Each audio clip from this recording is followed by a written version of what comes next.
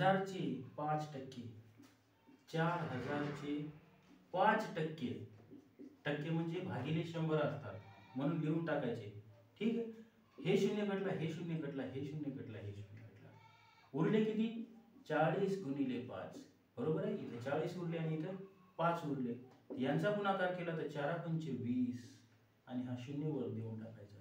म्हणजे 4000 चे 5% बरोबर असतात 200. बघा दुसरं उदाहरण आणखी 3335 चे किती किती टक्के? 5%. ठीक आहे, आपण लिहू इथं 5%. ओके. आता या ठिकाणी डायरेक्टली काटाकाटी होते का? नाही होत.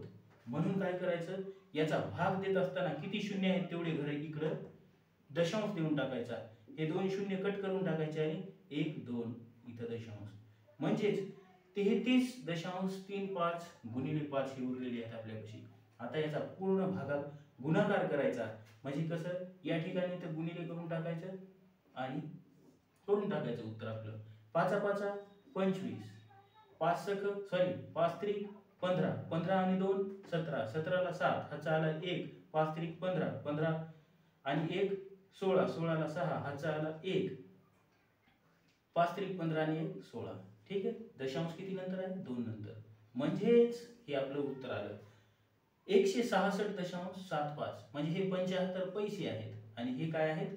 रुपये आहेत. 166 म्हणजेच काय, 3335 रुपयाचे 5% किती आहेत? तर 116 रुपये 75 पैसे एवढे त्याचे काय आहेत? टक्के आहेत, 5%. ठीक आहे. तुम्हाला व्हिडिओ आवडला असेल तर एकदा व्हिडिओला लाईक करा आणि आपल्या चॅनलला सबस्क्राईब करा.